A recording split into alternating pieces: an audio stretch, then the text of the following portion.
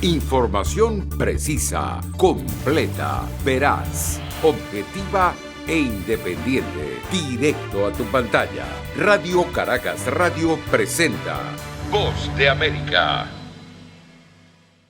Luego de meses de desencuentros entre el liderazgo político, los principales partidos opositores acordaron una refundación interna de la llamada Plataforma Unitaria, con el fin de enfrentar al oficialismo y en cuenta regresiva para las presidenciales de 2024, algo que el politólogo Pablo Quintero ve como una buena señal. La oposición entendió que el aislacionismo y la espera de resultados o de acontecimientos para el quiebre del gobierno no va a ocurrir, eso no va a pasar.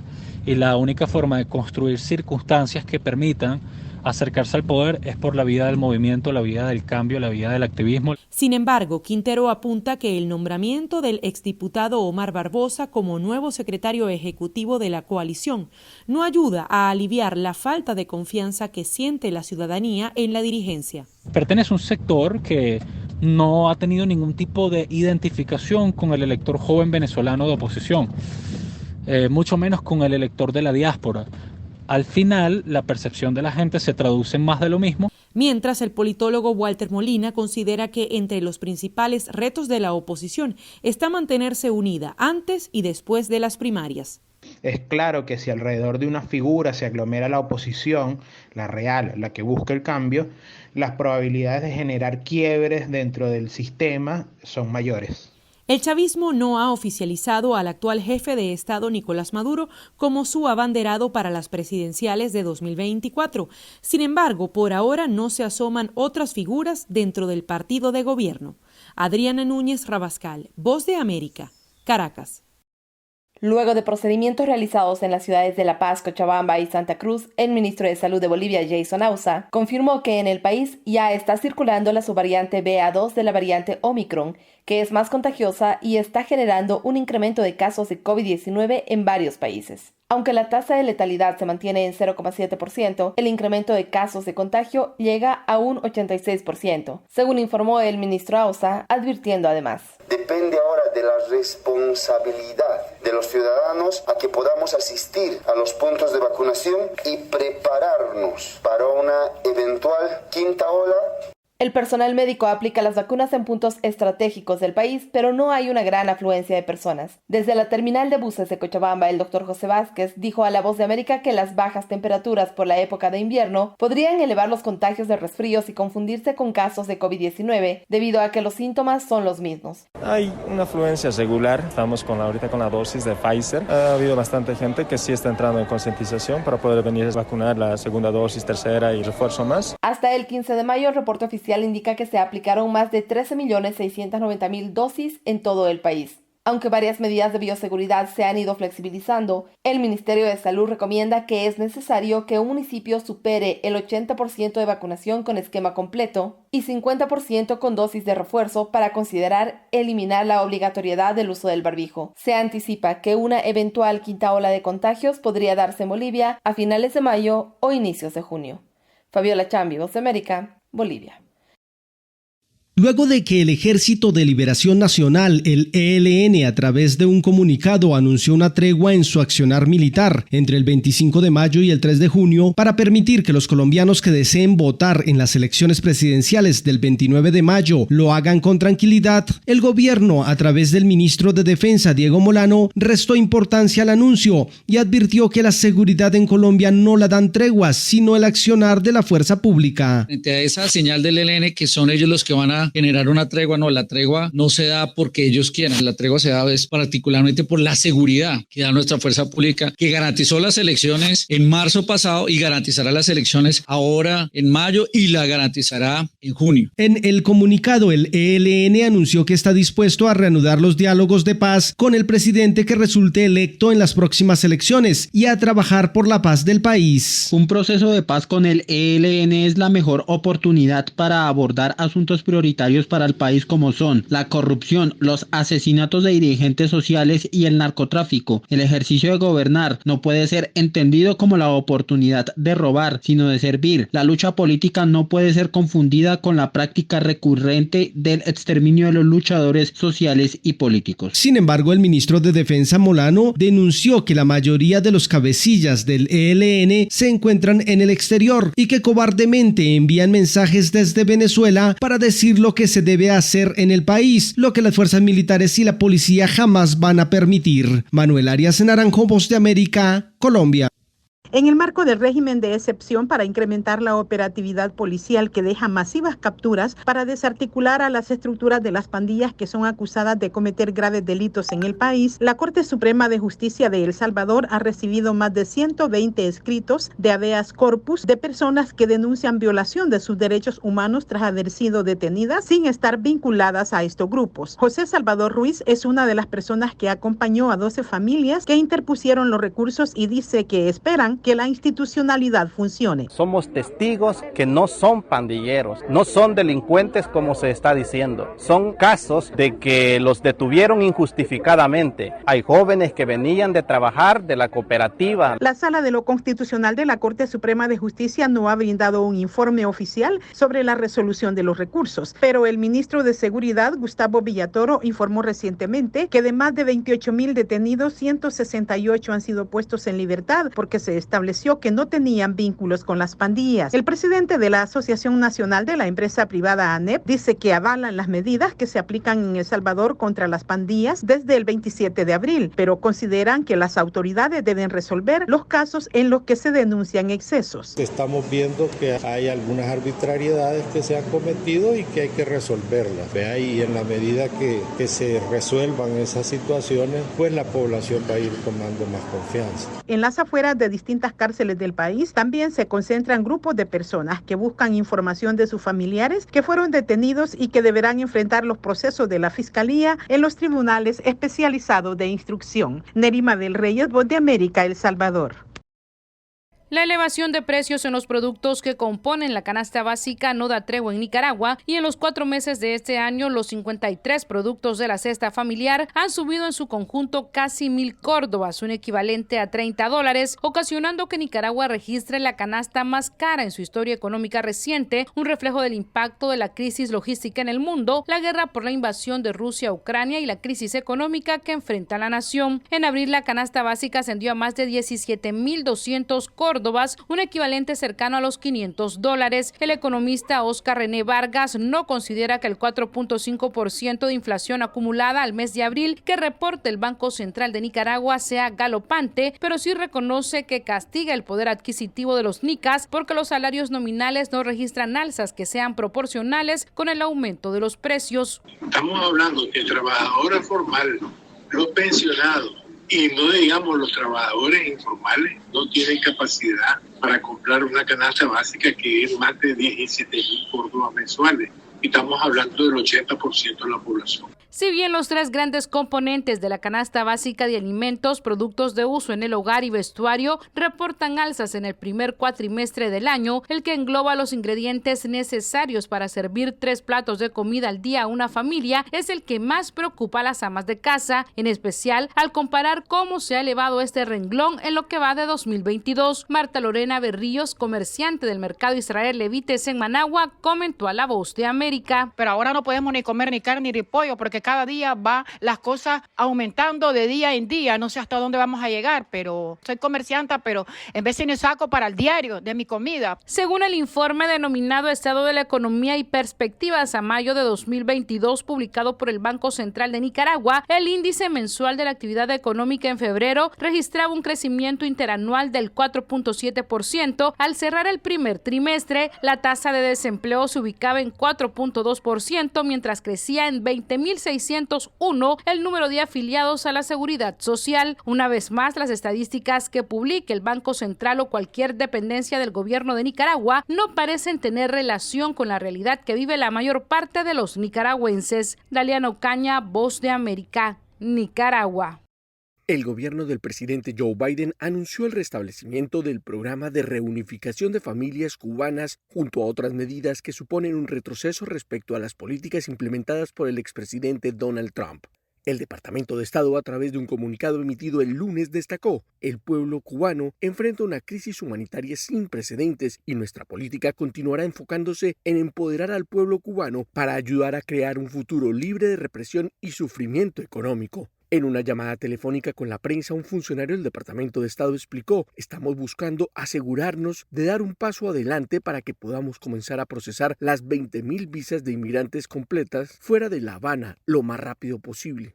Otras medidas anunciadas son la autorización de vuelos regulares a destinos que no sean la capital cubana, los intercambios de orden educativo, conocidos como el contrato pueblo a pueblo, fortalecer a las empresas para el envío de remesas y la ampliación de servicio de Internet. Héctor Contreras, Voz de América, Washington.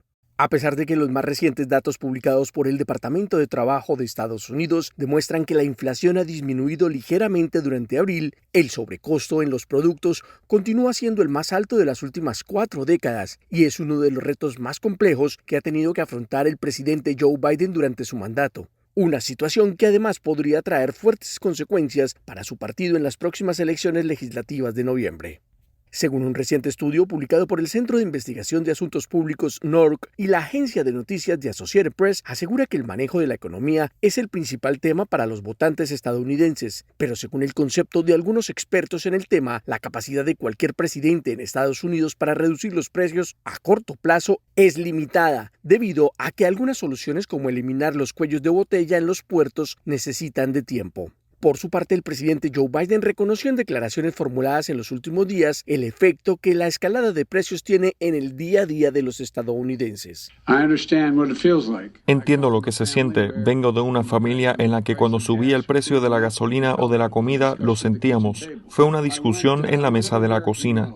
El especialista Jason Furman, profesor de economía de la Universidad de Harvard y ex asesor principal del presidente Barack Obama, asegura que el gobierno cometió un error al hacer algunas promesas excesivas y ser deficiente en otras, y agregó que el nuevo mensaje resulta más realista para los votantes, ya que hasta hace algunos días la administración del presidente Biden describía el aumento en la inflación como algo transitorio. Furman destaca que ahora se ha cambiado el enfoque enfatizando en los problemas como la invasión de Rusia a Ucrania, el impacto de la pandemia en las cadenas de suministro y la desaceleración económica global.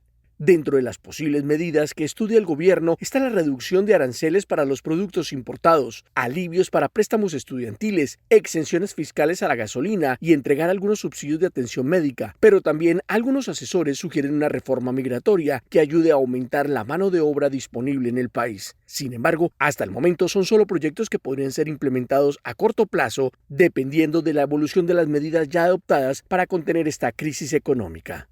Héctor Contreras, Voz de América, Washington. El ministro de Relaciones Exteriores de Luxemburgo, Jan Asselborn, afirmó no creer que Turquía impida que Suecia y Finlandia se unan a la OTAN. A pesar de las objeciones expresadas por el presidente turco Recep Tayyip Erdogan, los 30 actuales miembros de la OTAN, entre ellos Turquía, deben estar de acuerdo en permitir que los vecinos nórdicos se unan, pero las objeciones del presidente Erdogan están referidas a que estas naciones no adoptaran una postura clara contra los militantes kurdos y otros grupos que Ankara considera terroristas, pero además impusieron sanciones militares a Turquía. En declaraciones a la radio alemana Deutschlandfunk, el canciller Asselborn dijo que sospecha que Erdogan simplemente está aumentando el precio de la membresía de los dos países y aseguró que esto llevará tiempo, y agregó: espero que no demasiado. En tanto, el Pentágono reaccionó a las declaraciones emitidas desde el Kremlin sobre el deseo de Finlandia y Suecia de unirse a la OTAN, y el portavoz John Kirby destacó que es una posición que se esperaba, pero agregó: creo que hay algunas cosas que todos debemos tener en cuenta. 1. La OTAN es una alianza defensiva. Nunca ha representado y no representa ahora una amenaza para ninguna otra nación, y eso incluye a Rusia. 2. No depende del señor Putin ni de ningún otro tercero obtener un veto sobre si una nación se une a la OTAN lo suficiente como para decidir entre esa nación y los demás miembros de la OTAN. Y de nuevo, aquí hay un proceso de varios pasos. Y 3, creo que debemos recordar quién es realmente el agresor aquí y cuyas acciones probablemente estén motivando a esas dos naciones a querer unirse a la OTAN, y ese es el señor Putin y Rusia, dijo. La OTAN deberá considerar estas peticiones en estos días y probablemente acelerar el proceso de incorporación. En tanto, el presidente Joe Biden recibió el lunes en la Casa Blanca al primer ministro griego Kyriakos Mitsotakis y le agradeció por el liderazgo moral de su país después de la invasión rusa de Ucrania. La visita de Mitsotakis tuvo el objetivo de marcar la conmemoración retrasada por el COVID-19 del bicentenario del inicio de la Guerra de Independencia griega, una lucha de más de 8 años que condujo al derrocamiento del Imperio Otomano. John F. Burnett, Voz de América, Washington. Luego de más de 2 meses de intensos bombardeos, los gobiernos de Ucrania y Rusia lograron un acuerdo para evacuar a los cientos de soldados ucranianos que permanecían atrincherados en la acería de Azovstal, el último bastión de la resistencia ucraniana en Mariupol, una ciudad portuaria al este del país y foco de la emergencia humanitaria provocada por la devastación del ejército de Vladimir Putin. La evacuación de los militares ucranianos pone fin a uno de los frentes más sangrientos en esta catastrófica guerra que, lejos de finalizar, continúa prolongándose y suma ya 83 días. Además, también supone una derrota significativa para Ucrania, que cede el control de la ciudad a Rusia, y el presidente ucraniano Volodymyr Zelensky explicó las prioridades de su administración que le llevaron a tomar esta difícil decisión. Quiero enfatizar, Ucrania necesita héroes ucranianos vivos. Este es nuestro principio. Creo que toda persona capacitada entenderá estas palabras. La operación para rescatar a los defensores de Mariupol fue iniciada por nuestros oficiales militares y de inteligencia para traer a los muchachos a casa. El trabajo continúa y este trabajo necesita delicadeza y tiempo. Hasta ahora, de los 600 combatientes que se calcula estaban dentro de la fábrica, más de 260 han salido de la acería hasta ciudades controladas por los rusos. Docenas de ellos, gravemente heridos, serán tratados en la zona bajo control ruso, al este de Ucrania, en la histórica región del Donbass, y según las autoridades ucranianas, todos los evacuados podrían estar sujetos a un intercambio de prisioneros con Rusia. Mientras tanto, en declaraciones recientes a la televisión estatal rusa, el coronel retirado Mikhail Kodarionok reflexionó sobre los diferentes asuntos que interfieren en esta guerra actual y advirtió que el verdadero reto es el aislamiento geopolítico actual al que se enfrenta el Kremlin. Por mucho que odiemos admitirlo, prácticamente todo el mundo está en nuestra contra y es de esa situación de la que tenemos que salir, dijo el coronel retirado. Prueba de ello es que desde la Unión Europea trabajan a contrarreloj para establecer el 6º paquete de sanciones contra el Kremlin. Entre las medidas destaca el embargo petrolero contra Rusia, que se espera perjudicará la capacidad de Moscú para financiar la guerra. No obstante, este es un asunto conflictivo que levanta voces disidentes dentro de la propia Unión y que impiden alcanzar el acuerdo unánime de los 27, necesario para que las sanciones entren en vigor. Y es que Hungría, con sus exigencias particulares, está obstaculizando el proceso y, como consecuencia, la unidad que durante décadas ha caracterizado a esta agrupación de naciones está ahora resquebrajándose. Yoconda Tapia, Voz de América, Washington.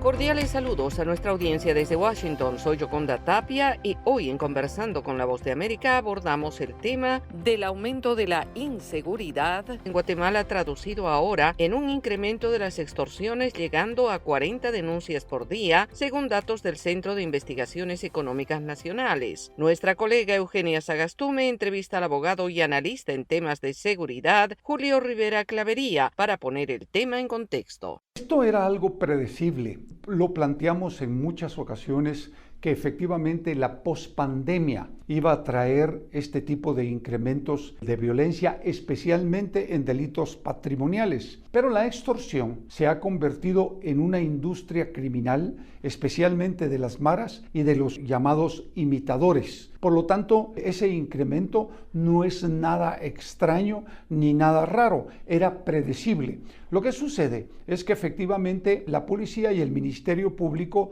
tampoco tomaron las medidas adecuadas para poder frenar o contener este tipo de delitos cuando se diera la pospandemia. Licenciado, ¿usted cree que debe repensarse el plan de seguridad para evitar que estos delitos sigan creciendo? Sí, yo creo que efectivamente algo de lo que se tiene que repensar es el tema de la seguridad y de la justicia, porque van atados, van de la mano, es decir, una no puede subsistir sin la otra. Por lo tanto, el fortalecimiento del sistema de seguridad implica el fortalecimiento del sistema de justicia. Hay que empezar con una depuración al interno de la Policía Nacional y del sistema carcelario del país que pueda de alguna manera servir para mejorar el tema de la extorsión especialmente, porque el 80-85% de las extorsiones que se producen en el país salen de las cárceles. Esto implica que las cárceles son en esencia el punto medular sobre el que hay que trabajar de aquí en adelante. ¿Es esto un efecto de la crisis económica que se ha agravado a raíz de la pandemia, licenciado? Sí, definitivamente. Yo siempre he creído que los fenómenos sociales o los fenómenos económicos, como lo que está sucediendo en la actualidad, producto del incremento de los combustibles por la guerra de Rusia y Ucrania, hacen que se disparen los delitos en general, pero en especial los delitos patrimoniales. Y en este caso, las extorsiones, que son mucho más fáciles de producir, porque usted lo que necesita es un teléfono y una persona que esté amenazando a un número determinado de familias, de personas o de instituciones para lograr sus fines, atemorizándolos, aterrorizándolos y que estos paguen la extorsión de manera inmediata. ¿Cómo complica esta situación el ingreso de pandilleros salvadoreños que se ha incrementado también en los últimos meses a raíz de las medidas que está implementando El Salvador? Yo creo que más que todo complica la situación que se vive en Guatemala porque ellos se van a integrar a clicas, ya sea de la Mara Salvatrucha o del Barrio 18, porque es muy difícil que un grupo de desplazados mareros salvadoreños pueda armar su propia clica en Guatemala porque habrían luchas territoriales, pero no significa que no se puedan sumar a clicas que ya están trabajando y funcionando en Guatemala, porque al final ellos trabajan de manera solidaria en el Triángulo Norte, México y Estados Unidos. ¿Qué se prevé para los próximos meses, licenciado, y cómo abordarlo? Yo creo que en la medida que no se tomen algunas medidas, valga la redundancia, drásticas y efectivas en el sistema penitenciario, en lo que implica construcción de nueva infraestructura, una depuración del personal en términos generales,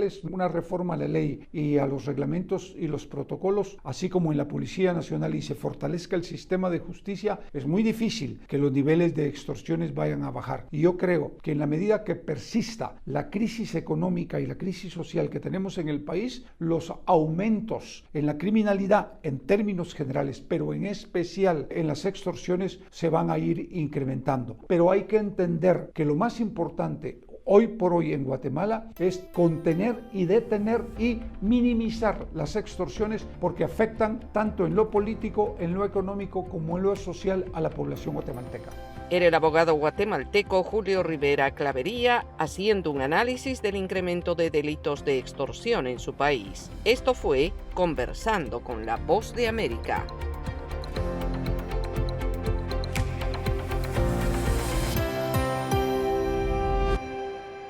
Información precisa, completa, veraz, objetiva e independiente. Directo a tu pantalla. Voz de América en RCR 750.